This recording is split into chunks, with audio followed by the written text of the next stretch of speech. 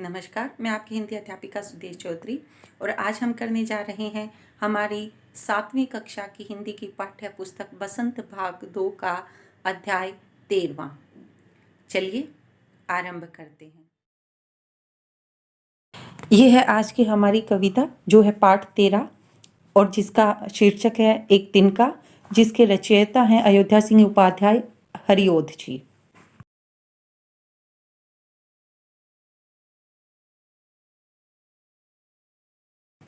एक मैं कमंडों में भरा ऐंठा हुआ, एक दिन जब था मुंडेर पर खड़ा, अचानक दूर से उड़ता हुआ, एक तिनका आँख में मेरी पड़ा।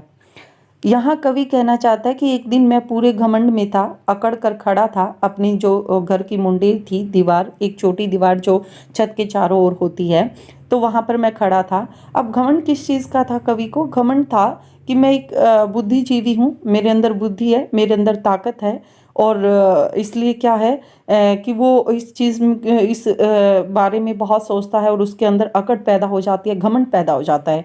कहने का भाव ये, कवि ये कहना चाहता है कि इंसान के अंदर जब अहंकार पैदा हो जाता है, अपने आप को सोचकर अपनी किसी भी वस्तु में, अपनी ताकत में, अपनी बुद्धि के लिए, तभी क्या हुआ कि अचानक दूर से उड़ता हुआ, कि तभी अचानक उड़ता हुआ एक तिनका आता है और क्या होता है कि उसकी जो कवि है उसकी आँख में गिर जाता है, उसकी आँख में गिर जाता है। अब जो कवि है जो अकड़ में खड़ा है, और अकड़ किस चीज़ की? कहने का भाव ये है कि कवि कहता है कि इंसान को अपनी ताकत, अपनी बुद्धि, अपने पैसे पर बहुत घमंड होता है, अहंकार होता है। ठीक उसी तरह से कवि भी अपने अहंकार में खड़ा था, लेकिन उसको क्या था, तभी अचानक से एक तिनका आकर जो कवि की आंख में गिर गया।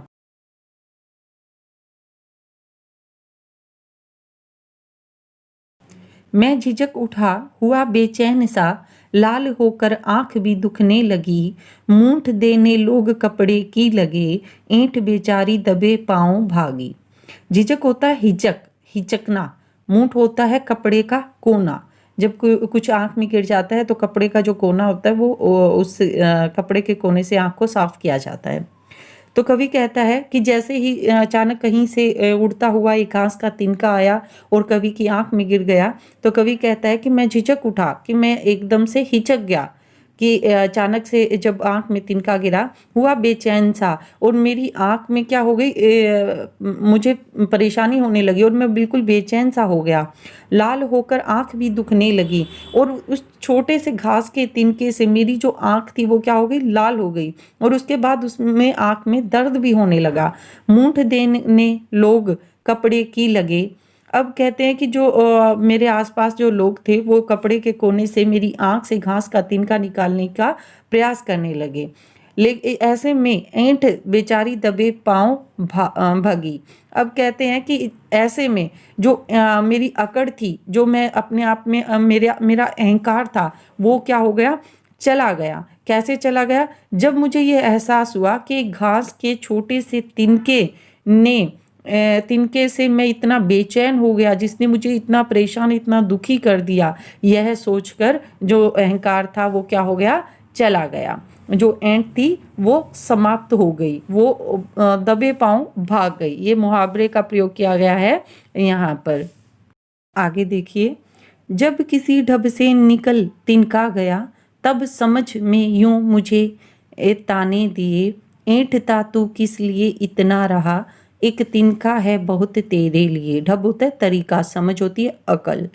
जब किसी ढब से, मतलब किसी तरीके से, आसपास के जो लोग थे उन्होंने कोशिश की और किसी तरीके से जो आंख में जो तिनका गया था उसे निकाल दिया, तब समझ ने यूं मुझे ताने दिए। तब कवि कहते कि तब मेरी अकल ने, मेरी बुद्धि ने मुझे ताने दिए, मुझे ये कहा, जैसे कि ऐसे कवि को लगा कि मानो मेरी समझ मुझे ऐसे कह रही है कि ऐंठता तू किस लिए इतना, कि तू इतना अकड़ा हुआ किस लिए था, एक तिनका है बहुत तेरे लिए, तुझे परेशान करने के लिए तो एक तिनका ही काफ़ी है। यानी तेरे अहंकार को तो एक तिनका भी खत्म कर सकता है।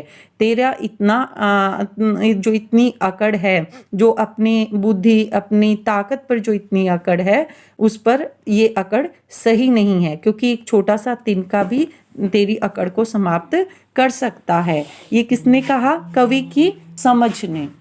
कवि की समझ ने कवि को ये समझाया।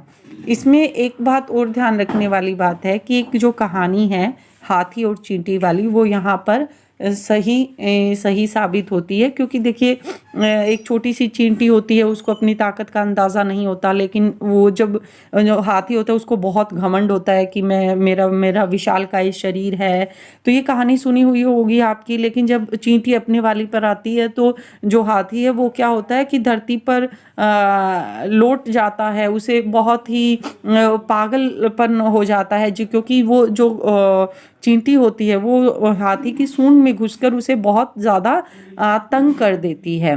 तो वही जो कहानी है वो यहाँ पर उसी कहानी की तरह ही जो कवि है वो भी एक तिनके के माध्यम से ये समझाना चाहते हैं कि कभी किसी को छोटा नहीं समझना चाहिए, अहंकार नहीं करना चाहिए। अहंकार करने से क्या होता है कि हमारे अंदर घमंड पैदा होता है, और उस घमंड का समाप्त होना बहुत ज़रूरी है।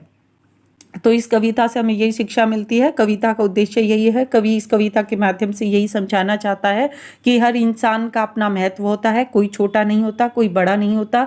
अगर छोटा इंसान भी अपनी वाली पर आता है तो वो बड़े इंसान का अहंकार